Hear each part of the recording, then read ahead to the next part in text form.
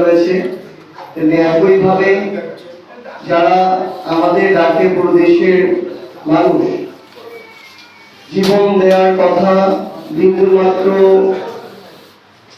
জীবন দেওয়ার বিষয়ে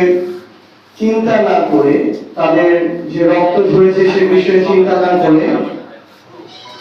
তারা রাজপথে নেমেছে, লড়াই করেছে এবং নতুন একটি বাংলাদেশ এসেছে। আমাদের মনে হয়েছে যে আমাদের সেই জুলাই যোদ্ধা যারা বাংলাদেশের ছাত্র জনতা এই অভ্যুত্থানের পক্ষে ছিল, তাদের দ্বারে দ্বারে গিয়ে তাদের কথা শোনাটাও আমাদের দায়বদ্ধতা এবং তাদের চাওয়ার ভিত্তিতেই আগামী বাংলাদেশে জাতীয় নাগরিক পার্টি এনসিপির